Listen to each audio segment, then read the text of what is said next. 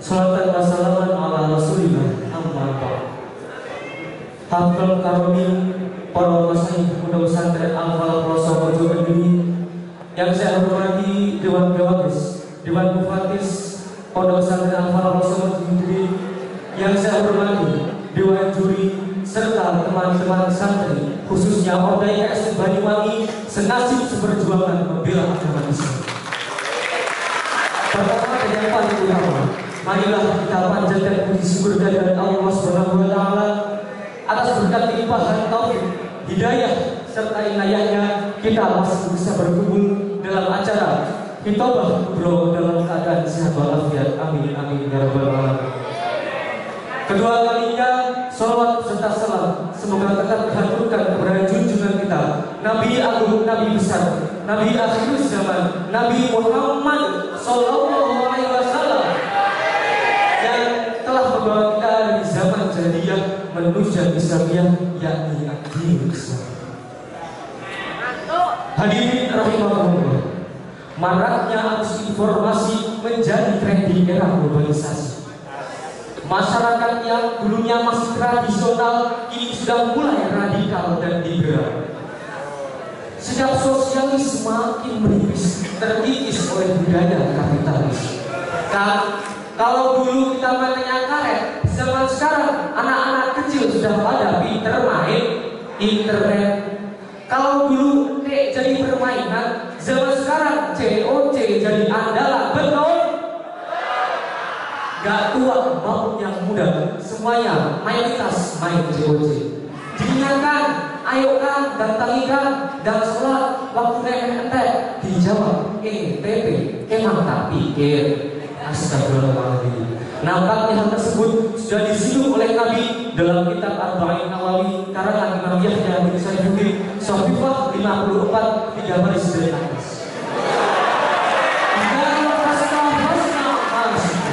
Jika kamu tidak malu, hiduplah sesuka. Hadirin rahimakumullah, diakui pun tidak, dunia modern memang membawa dampak positif. Orang semakin hebat, informasi cepatnya dapat, berita mudah tangkap, bisa dilihat sekarang juga. Contohnya kartu ATM. Tapi ini ngedur, carut marutnya keadaan, dekadensi moral yang merajalela, kemungkaran yang diagungkan, tontonan jadi tuntunan, kebalikan sudah diabaikan.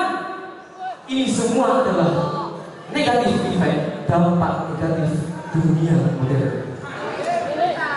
Hadirin rahimakumullah, sedangkan masalah terbesar yang dialami masyarakat dari zaman dahulu hingga masa ini adalah dekadensi moral, kemerosotan adabi. Kini masalah tersebut sudah mengejala, marak dan merebak di segala bidang kehidupan. Akhir-akhir ini sering kita dengar, sering kita lihat moralitas pemimpin kita sangat memalukan dan menghancurkan, bahkan menyakitkan kita sebagai bangsa yang beradat dan agama. Saya teringat dengan sebuah puisi yang dibacakan di sebuah film yang berjudul Tanah Surga katanya. Singkat puisinya ini, bukan lautan tapi kolam susu katanya. Tapi kata kakekku, hanya orang-orang kaya yang bisa minum susu. Orang bilang tanah kita tanah surga, tongkat dan kayu dilempar jadi tanaman katanya. Nyatanya banyak masyarakat Indonesia yang belum sejahtera, tapi para pejabat menjual batu dan kayu hanya untuk membangun surganya sendiri. Hadirin rahimakumullah, apakah mungkin akan terwujud sebuah baldatun thayyibah, negara yang makmur, jikalau pemimpinnya tidak memiliki akhlak karimah? Apakah mungkin? Jelas jawabannya, it's impossible. Itu tidak mungkin. Nah, betapa pentingnya penanaman akhlak karimah ini, maka Al-Quran memberikan iklan kepada kita semua. Firman Allah Quran surat Al-Ahzab ayat 21. A'udzu billahi minasyaitonir rajim. Bismillahirrahmanirrahim. Laqad kana lakum fi rasulillahi uswatun hasanah liman kana yarjullaha wal yawmal akhir wa dzakarallaha katsiran. Subhanallahul azim. Dari keterangan di atas menegaskan bahwa kita semua adalah termasuk para pemimpin dan sudah seharusnya mencontoh Rasulullah sebagai panutan, di setiap perbuatan.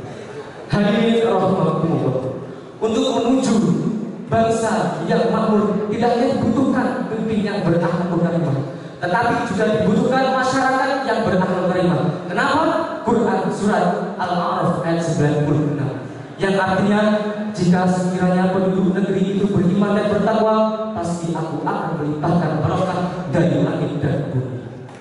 Hadirin rahimakumullah, ketika moralitas pemimpin dan masyarakat sudah mulai terbangun, insya Allah akan mudah membangun sebuah visi bangsa Indonesia.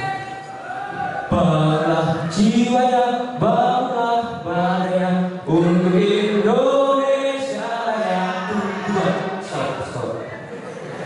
Nah, betul kan? Ketika jiwa sudah mulai terbangun, insya Allah sebuah visi suatu negara sudah juga bisa terbangun. Ketika dua poin itu sudah terpenuhi, pemimpin sudah punya akhlak karimah, masyarakat juga sudah punya akhlak karimah. Satu yang harus kita ingat, satu yang harus kita tancapkan kepada jiwa kita, yakni rasa memiliki dan cinta pada tanah air Indonesia. Hubbul watan minal iman, cinta tanah air sebagian dari iman. Padamu negeri kami mengabdi, bagimu negeri jiwa dan kami.